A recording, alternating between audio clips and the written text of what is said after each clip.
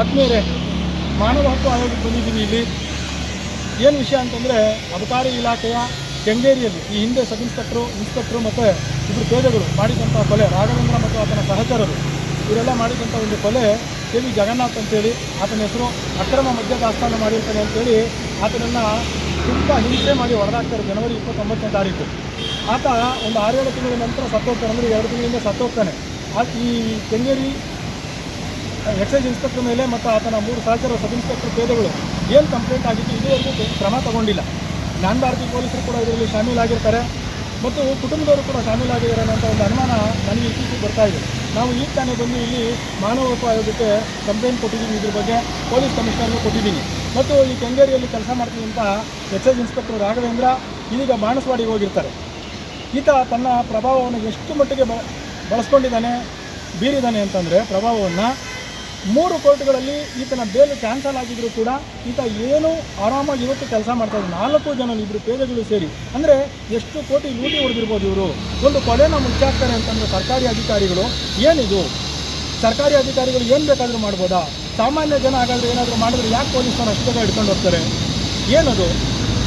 ನಾವು ಟ್ಯಾಕ್ಸ್ ಕಟ್ಟೋದು, ಸಾರ್ವಜನಿಕರು ಟ್ಯಾಕ್ಸ್ ಕಟ್ಟೋದು, ಅವ್ರು ಕಟ್ಟೋ ಟ್ಯಾಕ್ಸಲ್ಲಿ ಸರ್ಕಾರಿ ಅಧಿಕಾರಿಗಳು ಮಜಾ ಮಾಡೋದು. ಅವ್ರು ಕೊಲೆ ಮಾಡಿದ್ರೆ ಬಚಾವ್ ಆಗ್ಬೋದು, ಸಾಮಾನ್ಯ ಜನ ಮಾಡಿದ್ರೆ ಕೊಲೆ ಮಾಡಿದ್ರೆ ಬಚಾವ್ ಆಗೋಕ್ಕಾಗಲ್ಲ.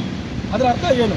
ಪೊಲೀಸ್ ಇಲಾಖೆ ಇದಕ್ಕೆ ಮತ್ತು ಗೃಹ ಮಂತ್ರಿಗಳು ಇದಕ್ಕೇನಾದರೂ ಉತ್ತರ ಕೊಡ್ತಾರಾ?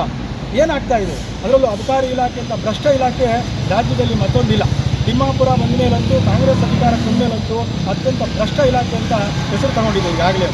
ಈ ಕೂಡಲೇ ನಾವು ಹೇಳೋದೇನು ಅಂತಂದರೆ, ಹಿಂದೆ ಎಕ್ಸೈಸ್ ಇನ್ಸ್ಪೆಕ್ಟರ್ ಆಗಿ ರಾಘವೇಂದ್ರ ಏನು ಕೆಂಗೇರಿನಲ್ಲಿ ಕೆಲಸ ಮಾಡ್ತಾ ಇದ್ದ ಮತ್ತು ಆತನ ಸಹಚರ ವಾಸುದೇವ ಸಬ್ ಇನ್ಸ್ಪೆಕ್ಟ್ರು, ಅಭಿಷೇಕ್ ಮತ್ತು ರಾಜು ಉಪ್ಪಾರ್ ಗಾರ್ಡ್ಗಳು, ಇವರು ಪೇದೆಗಳು, ಇವ್ರನ್ನ ಕೂಡಲೇ ಅರೆಸ್ಟ್ ಮಾಡಬೇಕು, ಸೇವೆಯಿಂದ ವಜಾ ಮಾಡಬೇಕು. ಈ ನಿಟ್ಟಿನಲ್ಲಿ ಬೆಂಗಳೂರು ಅಬಕಾರಿ ಇಲಾಖೆ BD3 ಮುರಳಿ ಉಪಾಯುಕ್ತರು ಅವರು ಕೂಡ ಶಾಮೀಲಾಗಿದ್ದಾರೆ ಅಂತ ಅನಿಸ್ತಾ ಇದೆ. ಮತ್ತು ಆಯುಕ್ತರಾದಂಥ ಅಬಕಾರಿ ಆಯುಕ್ತರಾದಂಥ ವೆಂಕಟೇಶ್ ಕುಮಾರ್ ಅವರು ಇನ್ವಾಲ್ವ್ ಆಗಿದ್ದಾರೆ. ಮೇಲ್ ಮಾಡಿದ್ದೀವಿ, ಫೋನ್ ಮಾಡಿ ಕೇಳಿದ್ದೀವಿ, ಯಾರೂ ಅದಕ್ಕೆ ಸಮರ್ಪಕವಾದಂಥ ಉತ್ತರ ಇದುವರೆಗೂ ಕೊಡಲ್ಲ. ಪೊಲೀಸ್ ಕಮಿಷನರ್ಗೆ ಕಂಪ್ಲೇಂಟ್ ಕೊಟ್ಟಿದ್ದೀವಿ, ಅವರು ಕೂಡ ವೆಸ್ಟ್ DCP ಸೌತ್ DCPಗೆ ಫಾರ್ವರ್ಡ್ ಮಾಡಿದ್ದಾರೆ. ಏನಾಗುತ್ತೆ ನೋಡಬೇಕು. ಈಗ ಮಾನವ ಹಕ್ಕು ಆಯೋಗದಲ್ಲಿ ಕೊಟ್ಟಿದ್ದೀನಿ, ಮುಂದೆ ಏನಾಗುತ್ತೆ ನೋಡಬೇಕು.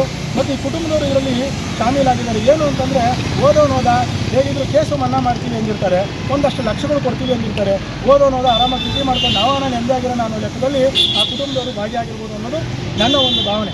ಒಂದು ಕೊಲೆನ ಈ ರೀತಿ ಮುಚ್ಚಾಕೋದು ಅಂತಂದರೆ ನಮ್ಮ ರಾಜ್ಯ ಎಲ್ಲಿ ಸಾಕ್ತಾ ಇದೆ? ಮಾನವ ಹಕ್ಕಿಗೆ ಬೆಲೆನೇ ಇಲ್ವಾ? ಹಾಗಾದರೆ ಇದನ್ನು ನಾವಂತೂ ದಿಗ್ವಿಜಯ ಭಾರತ ಪಕ್ಷ ಮತ್ತು ACB ನ್ಯೂಸ್ ವತಿಯಿಂದ ಯಾವುದೇ ಕಾರಣಕ್ಕೂ ಇದನ್ನು ಬಿಡಲ್ಲ. ಇಲ್ಲಿ ರಾಘವೇಂದ್ರ ಈಗ ಬಾಣಸ್ವಾಡಿನಲ್ಲಿದ್ದಾನೆ, ಎಕ್ಸೈಸ್ ಇನ್ಸ್ಪೆಕ್ಟರ್ ಆಗಿ ಅತ್ಯಂತ ಭ್ರಷ್ಟಾತಿ ಭ್ರಷ್ಟ, ಎಷ್ಟು ಕೋಟಿ ದುಡ್ಡು ಮಾಡಿದಾನೋ ಗೊತ್ತಿಲ್ಲ. ಈ ರಾಘವೇಂದ್ರ ಮತ್ತು ಈಗ ಕೆಂಗೇರಿನಲ್ಲಿ ಇನ್ನೂ ಕಾರ್ಯನಿರ್ವಹಣೆ ಮಾಡ್ತಾರಂಥ ವಾಸುದೇವ, ಅಭಿಷೇಕ ಮತ್ತು ರಾಜು ಉಪ್ಪಾರ ಇವರು ಅರೆಸ್ಟ್ ಆಗಬೇಕು, ಸೇವೆಯಿಂದ ಶಾಶ್ವತವಾಗಿ ವಜಾ ಆಗಬೇಕು. ಇವರು ಸರ್ಕಾರಿ ಸೇವೆಗೆ ಅನರ್ಹರು ಇವರು. ಅಲ್ಲಿವರೆಗೂ ನಾವು ಹೋರಾಟವನ್ನು ಬಿಡಲ್ಲ. ನಮಸ್ಕಾರ. ಮುಂಬರುವ ಸ್ಥಳೀಯ ಮತ್ತು ರಾಜ್ಯ ಮಟ್ಟದ ಚುನಾವಣೆಗಳಲ್ಲಿ ಬೆಂಬಲಿಸಿ ದಿಗ್ವಿಜಯ ಭಾರತ ಪಕ್ಷ, ಇದು ನಿಮ್ಮ ಪಕ್ಷ.